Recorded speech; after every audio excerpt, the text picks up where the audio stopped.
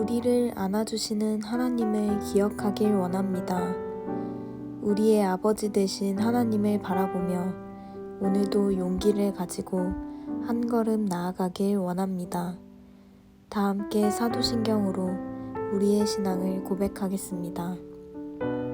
전능하사 천지를 만드신 하나님 아버지를 내가 믿사오며 그 외아들 우리 주 예수 그리스도를 믿사오니 이는 성령으로 잉태하사 동정녀 마리아에게 나시고 본디오 빌라도에게 고난을 받으사 십자가에 못 박혀 죽으시고 장사한 지 4일 만에 죽은 자 가운데서 다시 살아나시며 하늘에 오르사 전능하신 하나님 우편에 앉아 계시다가 저리로서 산자와 죽은 자를 심판하러 오시리라. 성령을 믿사오며 거룩한 공예와 성도가 서로 교통하는 것과 죄를 사하여 주시는 것과 몸이 다시 사는 것과 영원히 사는 것을 믿사옵나이다. 아멘.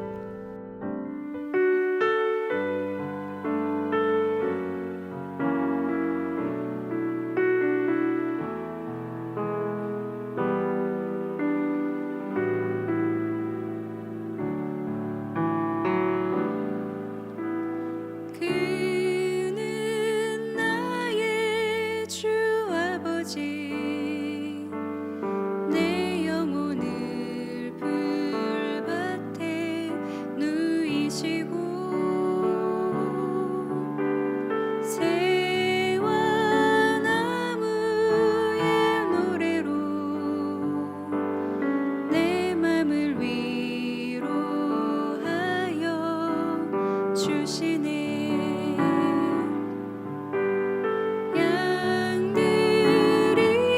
주인 찾듯이 오직 한 분 목자인 내 주님을 내가 찾고 또 따르니 주 곁에 나를 메어 주소서.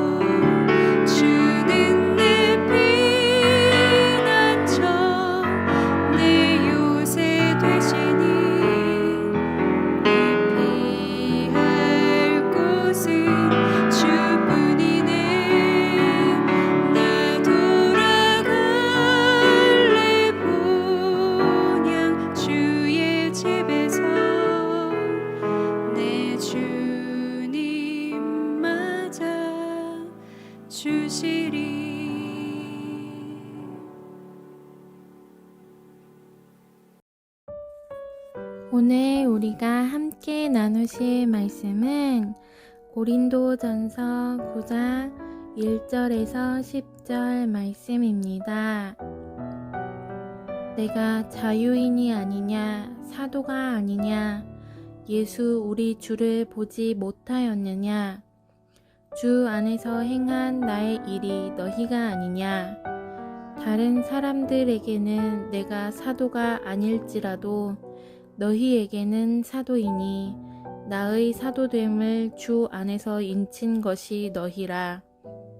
나를 비판하는 자들에게 변명할 것이 이것이니 우리가 먹고 마실 권리가 없겠느냐?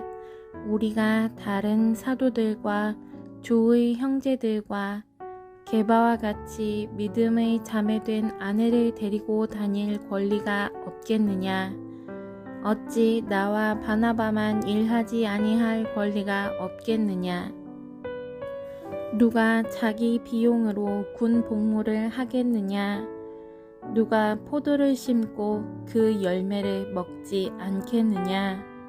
누가 양떼를 기르고 그 양떼의 젖을 먹지 않겠느냐? 내가 사람의 예대로 이것을 말하느냐? 율법도 이것을 말하지 아니하느냐? 모세의 율법에 곡식을 밟아 떠는 소에게 망을 씌우지 말라 기록하였으니 하나님께서 어찌 소들을 위하여 염려하심이냐? 오로지 우리를 위하여 말씀하심이 아니냐? 과연 우리를 위하여 기록된 것이니 밭 가는 자는 소망을 가지고 갈며 곡식 떠는 자는 함께 얻을 소망을 가지고 떠는 것이라. 우리가 너희에게 신령한 것을 뿌렸은즉 너희의 육적인 것을 거두기로 과하다 하겠느냐? 다른 이들도 너희에게 이런 권리를 가졌거든 하물며 우리일까 보냐? 그러나 우리가 이 권리를 쓰지 아니하고 범사에 참는 것은 그리스도의 복음에 아무 장애가 없게 하려 함이로다. 아멘. 반갑습니다. 오늘 고린도전서 9장 1절부터 12절까지를 중심으로 순종이라는 주제의 말씀을 함께 나누겠습니다. 바울은 오늘 본문에서 자기 자신이 행한 권리 포기에 대해서 설명합니다. 그런데 사실 바울은 이미 모든 것이 가하다, 모든 것을 할 수 있다, 그게 구원에 관한 문제가 아니다, 이렇게 여러 차례에 걸쳐서 그리스도인으로서의 권리에 대해서 말한 바 있습니다.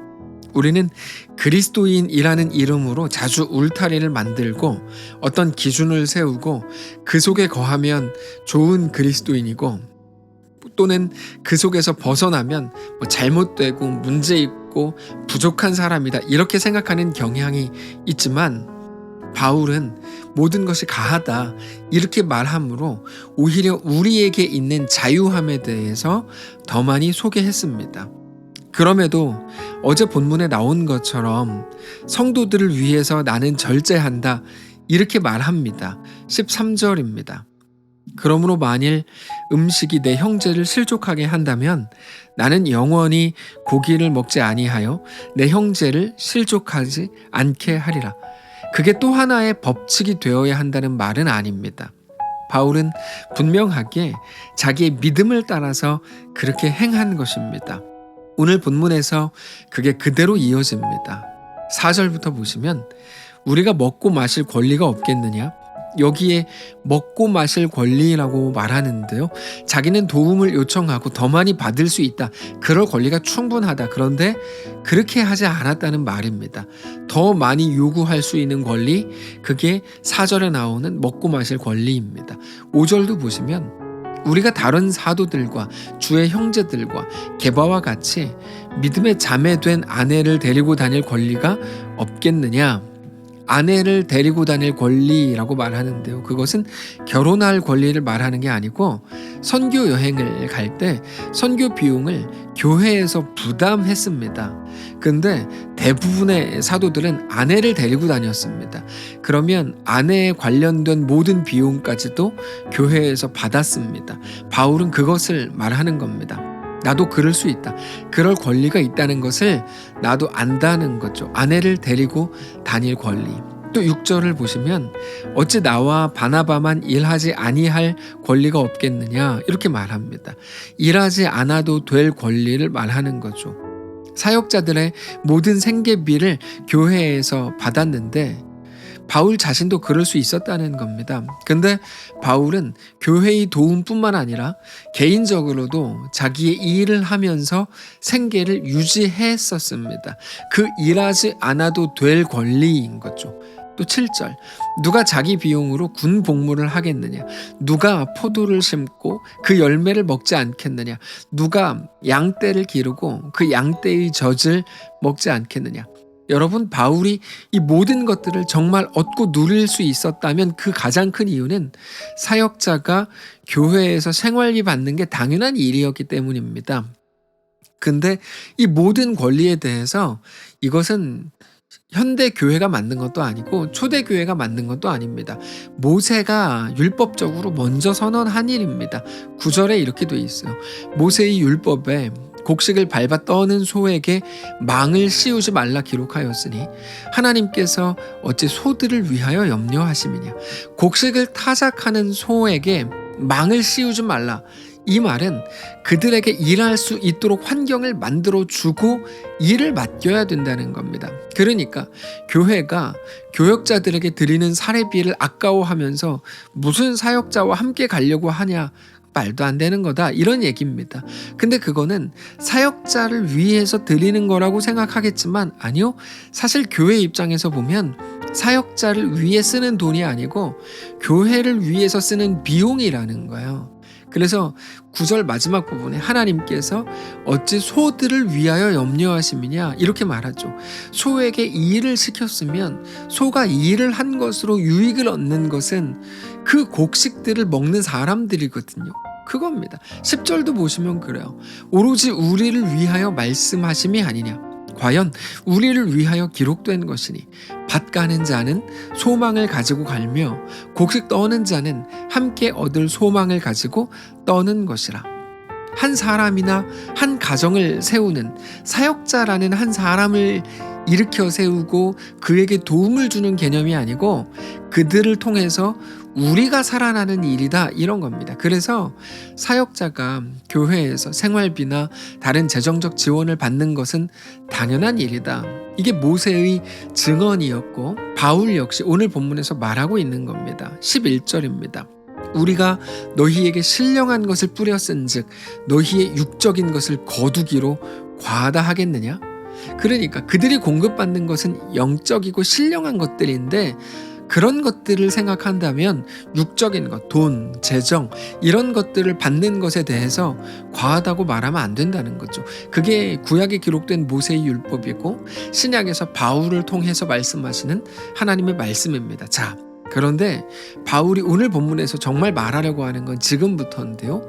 바울이 갑자기 그 이야기를 왜 하는 걸까요? 자기도 마땅히 그것을 받아야 했고 그럴 수 있었다는 거거든요. 근데 바울이 말하려는 건 이겁니다. 그럼에도 불구하고 바울 자신은 그렇게 하지 않았다는 거죠. 물론 하나도 받지 않은 것은 아닙니다. 그러나 다른 사도들에 비해서 바울은 자기가 자주 손해를 감수했었습니다. 그게 바울 입장에서는 권리 포기였던 거죠. 바울은 그것을 이 권리를 쓰지 않았다라고 표현을 합니다. 12절입니다.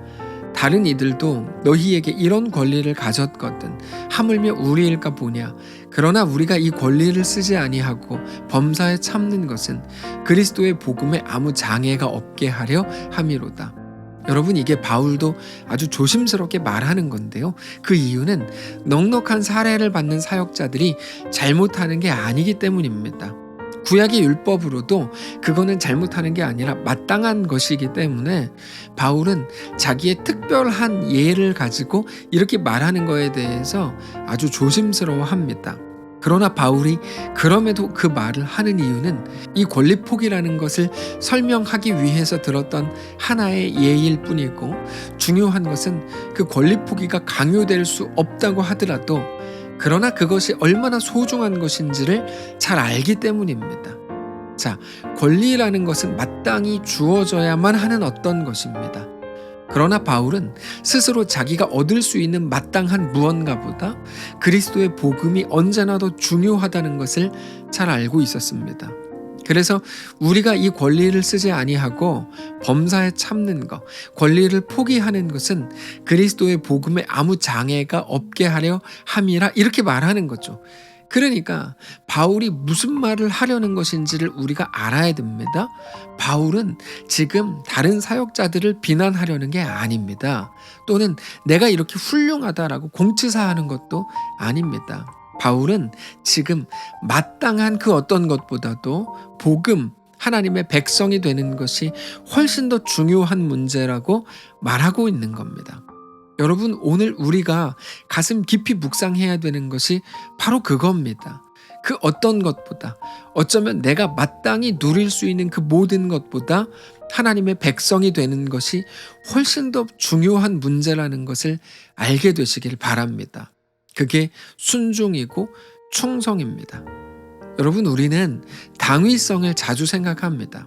내가 이렇게 해야 된다면 하겠습니다. 근데 아무리 생각해봐도 내가 그렇게 할 이유가 없습니다 라고 따지는 게 우리입니다. 근데 우리는 하나님 나라가 무엇인지 잘 알고 있습니다. 하나님 나라가 뭐죠? 통치권의 문제입니다. 내가 다스리는가? 하나님이 다스리시는가의 문제라는 거죠. 누가 다스리는가가 핵심이거든요. 우리가 어떤 일을 해야 되는지, 하지 않아도 되는지보다 더 중요한 거는 하나님이 말씀하셨는가 하는 거거든요. 하나님이 말씀하신 일이라면 이해가 되지 않고 납득이 되지 않고 내가 꼭 해야 돼? 이렇게 설득되지 않아도 순종해야 되는 거죠. 그렇게 충성스러운 하나님의 백성으로 살아가는 것이 너무나 중요한 문제이기 때문입니다.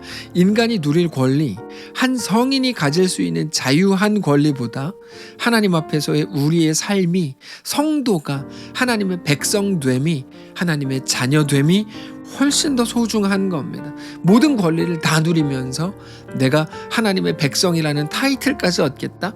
여러분, 그거는 불가능한 일입니다. 우리가 행할 수 있고 행해도 되고 마땅히 얻어도 되지만 모두가 그래야만 하는 건 아니지만 그럼에도 불구하고 자발적으로 주께 나아가는 것. 그래서 성도가 누구인가 하면 죄와 사망의 권세로부터 해방을 얻었지만 자발적으로 그리스도의 종이 되는 자들이 성도입니다. 사랑하는 성도 여러분, 오늘 우리의 삶을, 하나님 앞에서의 우리의 모습을, 우리의 길을, 우리의 태도를 꼭 점검하시기를 바랍니다. 하나님은 우리를 설득하셔야 되는 분이 아닙니다. 하나님은 우리의 주인이십니다. 우리를 다스리시는 분입니다. 우리의 모든 상황과 여건 속에서 우리 하나님께 제발 다스림을 받게 되시기를 바랍니다. 이제 우리의 모든 상황에 대한 변명과 핑계가 아니라 하나님의 다스림, 이끄심 앞에 바싹 엎드리는 온전한 성도들이시길 바랍니다. 그렇게 우리의 2022년이 하나님의 다스리심으로 꽉 차고 그렇게 하나님 앞에 온전히 순종하게 되는 놀라운 한 해가 되시기를 바랍니다. 기도하겠습니다. 살아계신 하나님 감사합니다. 우리의 삶을 주께 맡겨드립니다. 우리는 자기 주장이 너무 강합니다. 우리를 불쌍히 여겨 주십시오. 자기 주장 잘하는 게 세상에서는 똑똑하게 사는 거라고 배웠습니다. 네, 아니요. 하나님 앞에서 온전히 순종하고 충성하는 주의 다스리심을 받는 하나님의 백성들 다 되게 하옵소서. 2022년이 흘러가는 것 역시 우리의 계획과 우리의 뜻대로 놔두지 마시고 하나님의 완벽한 다스리심이 우리를 꽉 채우도록, 우리가 울면서라도 주님 이끄시는 그 길로 걸어가도록 역사하시옵소서. 성령이 우리와 함께 하시옵소서. 감사드리며 살아계신 예수님의 이름으로 기도합니다. 아멘. 사랑하는 성도 여러분, 하나님께서 오늘 우리에게 또 하루를 허락하셨습니다. 우리의 오늘 하루를 살아가는 동안에 하나님께 온전히 나아가시기를 바라고 우리 주님과 함께 믿음으로 넉넉히 동행하는, 그렇게 충성하고 순종하는 주의 백성들 되시기를 축복합니다.